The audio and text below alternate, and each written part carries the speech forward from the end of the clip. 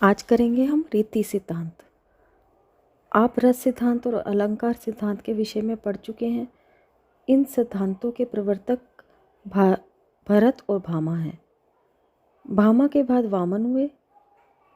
इन्होंने रीति सिद्धांत का प्रवर्तन किया। इनके ग्रंथ का नाम काव्य अलंकार सूत्रवृत्ति है। काव्य शास्त्र में रीति से तात्पर्य है काव्य रीति, काव्य मार्ग, काव्य पथ आदि। आइए पहले ये देख लें कि वामन से पूर्व रीति और गुण इन दोनों पर क्या चर्चा हुई थी। उल्लेख है कि वामन से पूर्व रीति शब्द का प्रयोग नहीं हुआ था। दंडी ने काव्य में मार्ग शब्द का प्रयोग किया था। भरत और दंडी दोनों ने श्लेष, प्रसाद, समता आदि 10 गुण गिनाए थे। वही वामन ने भी गिनाए, पर इन तीनों आचार्यों द्वारा इन गुणों के जो लक्षण बताए गए थे वह आपस में मेल नहीं खाते। भामा ने काव्य के 2 प्रकार बताए, वैदर्भ और गौड़ीय, और दंडी ने भी काव्य मार्ग के 2 भेद बताए, वैदर्भ और गौड़। रीति सिद्धांत के प्रवर्तक वामन के अनुसार रीति का लक्षण है विशिष्ट पद रचना, और उसमें ये विशेषता आती है गुणों के कारण। विशेषो गुणात्मा। उनके अनुसार गुण कहते हैं काव्य में शोभा कारक धर्म को, जो शब्दगत भी होते हैं और अर्थगत भी। अतः उनके अनुसार गुणों से युक्त शब्दार्थ ही काव्य है। रीतियाँ 3 हैं, वैदर्भी, गौड़ी और पांचाली। वैदर्भी में सभी गुण रहते हैं, 10 शब्द गुण और 10 अर्थ गुण, अथवा केवल 10 शब्द गुण अथवा केवल 10 अर्थ गुण। गौड़िया में 2 गुण रहते हैं, ओज और कांति, और पांचाली में भी 2 गुण हैं, माधुर्य और सौकुमार्य। जिस प्रकार चित्र में रेखाओं का समन्वय होता है, उसी प्रकार ये रीतियाँ भी अपने अपने काव्य गुणों का समन्वय ही हैं। इनमें से वैदर्भी सर्वश्रेष्ठ है, क्योंकि इसमें सभी गुण विद्यमान रहते हैं। वामन सम्मत वैदर्भी रीति सदा असमस्त पदा समास रहिता तो नहीं होती, पर हाँ, जब वह समास रहिता होती है तो उसे शुद्धा वैदर्भी कहा जाता है। समास प्रयोग के आधार पर वैदर्भी को असमस्त पदा अथवा समास रहिता कहा गया है। वामन सम्मत रीति उस पद रचना को कहते हैं जो गुणों से युक्त होती है, अर्थात काव्य की शोभा उत्पन्न करने वाला धर्म गुण कहलाता है। और वामन के अनुसार अलंकार उसे कहते हैं जो गुण द्वारा उत्पन्न शोभा का वर्धक है। गुण और अलंकार में से वामन के ने गुण को नित्य माना है और अलंकार को अनित्य। आचार्य वामन द्वारा प्रवर्तित रीति संप्रदाय को ही गुण संप्रदाय भी कहा जाता है।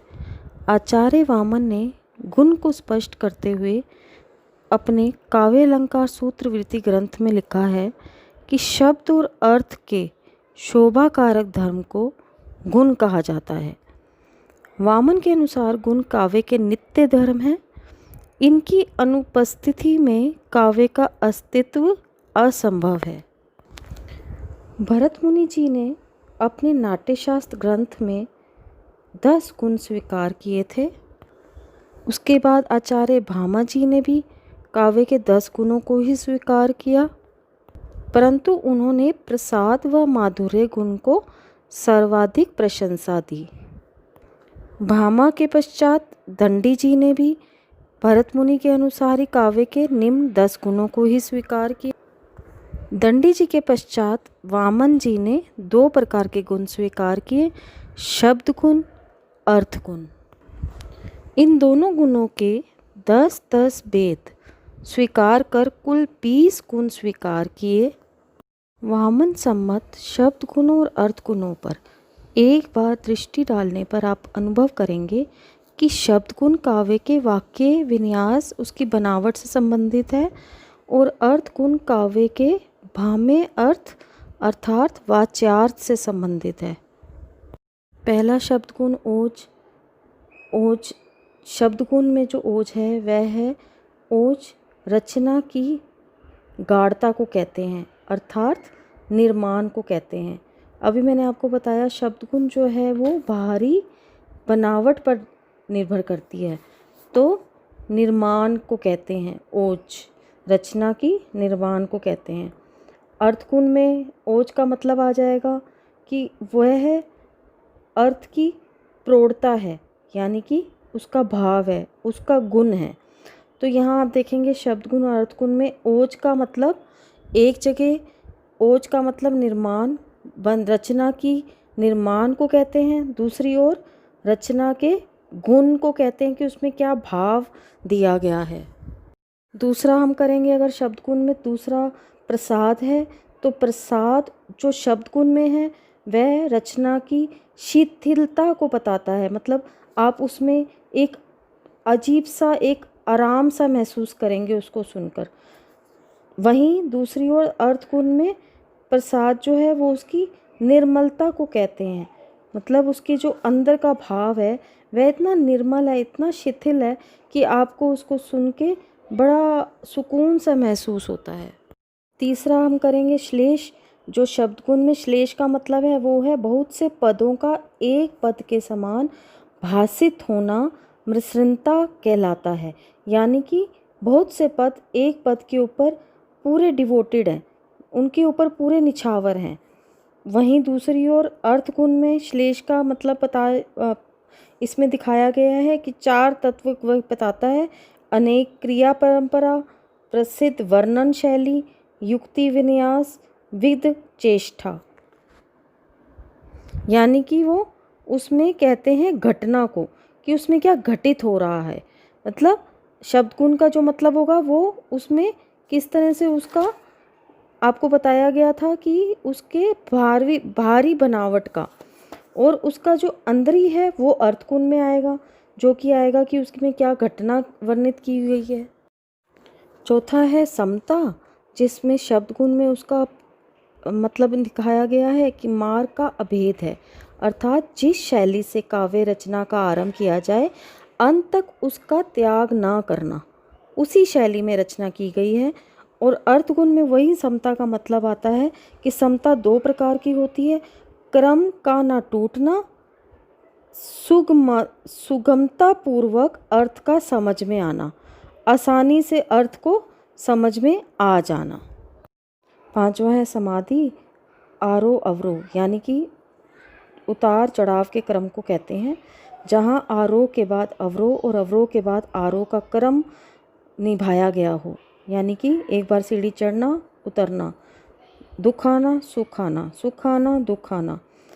वहीं दूसरी ओर अर्थ गुण में समाधि का अभिप्राय है अर्थ दृष्टि समाधि, यानी कि उसके दो रूप हैं: कवि की नवीन उद्भावना पर आश्रित, अन्य कवियों की उद्भावना पर आश्रित। ये दोनों रूप स्फुट भी होते हैं और अस्फुट भी, यानी कि कवि की नवीन उद्भावना, नए भावनाओं पर आश्रित जो होती हैं वह जो है समाधि अर्थ दृष्टि में आती हैं अर्थ गुण में। अन्य कवियों की भी उद्भावना पर आश्रित, यानी कि एक कवि के अलावा उसके अलावा अन्य कवियों की भी उसमें उद्भावना जो है आश्रित होती है। छठा है माधुर्य। वह होता है शब्द गुण के अनुसार जहाँ पदों को पृथक रखा गया हो, यानी कि उनको पढ़ने से अलग अलग रखा गया हो, उनको पढ़ने से माधुर्य प्राप्त होता हो, यानी कि श्रृंगार, शांति, सुख, आनंद की प्राप्ति होती है। वहीं अर्थ गुण में माधुर्य उक्ति के वैचित्र्य का नाम है, यानी कि दोनों जगह यही उसके अंदर बाहरी बनावटी वो है, और अर्थ गुण में जो है वो अंदर से हमारे को सुख, शांति, माधुर्य प्राप्त करता है, यानी कि आनंद देता है। सातवां है सुकुमारता। शब्द गुण के अनुसार रचना की अकठोरता को कहते हैं, जिसमें कठोर शब्दों का इस्तेमाल ना किया गया हो।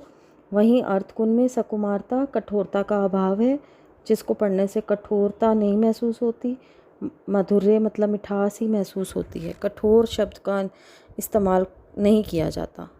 आठवां है उदारता, जिसका कि रचना की विकटता को कहते हैं, मतलब पद जो है वे नृत्य करते प्रतीत होते हैं, और वहीं दूसरी ओर अर्थ गुण में उदारता जो है ग्राम्यता के अभाव को कहते हैं, मतलब शिष्टता का अभाव है उसमें।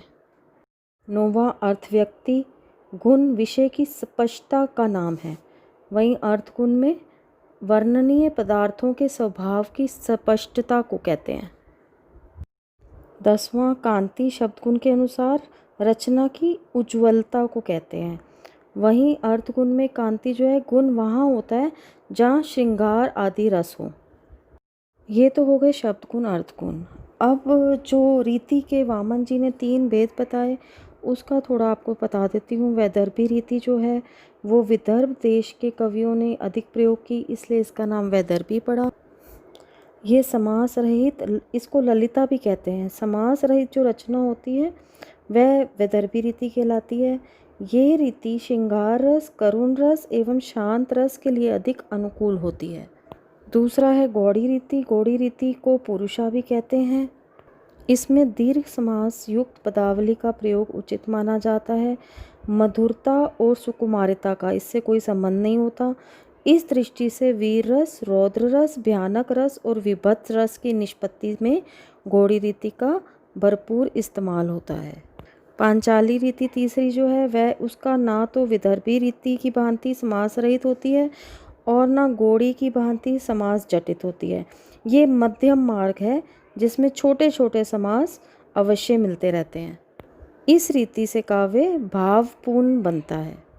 वामन जी ने रीति को काव्य की आत्मा स्वीकार किया, परंतु अन्य आचार्यों ने के अनुसार काव्य की आत्मा वही काव्य तत्व बन सकता है जो कि काव्य का अनिवार्य साधन तो है ही, साथ ही वह नितांत आंतरिक भी हो।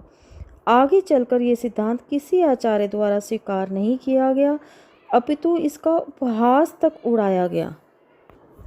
विश्वनाथ जी ने कहा कि रीति संघटना मात्र है जो कि केवल शरीर के अंगों की बनावट के समान है, अतः रीति को काव्य की आत्मा नहीं मान सकते क्योंकि आत्मा शरीर से भिन्न होती है। आनंद वर्धन जी ने रीति को संघटना नाम दिया और इसे समास से संबंध मानकर इसके 3 रूप स्वीकार किए, असमासा, समासा, दीर्घ समासा। उनके अनुसार संघटना का कार्य है गुणों के आश्रित रहकर रस को व्यक्त करना।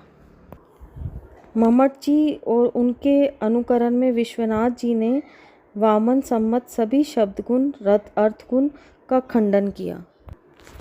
इन आचार्यों ने 3 रीतियां मानी, वैदर्भी, गौड़ी, पांचाली, और इन्हें क्रमशः माधुर्य, ओज और प्रसाद की वर्ण व्यंजकता तथा इनके रचनागत स्वरूप के साथ संबद्ध किया।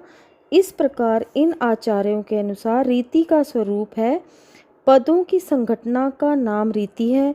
ये 3 हैं जो कि क्रमशः माधुर्य, ओज और प्रसाद गुणों के व्यंजक वर्णों से रचित होती हैं। समास की रहितता, अधिकता और न्यूनता इसका भाम्य रूप है। गुण पर आश्रित रहकर रीतियाँ रस को अभिव्यक्त करने में सहायक होती हैं।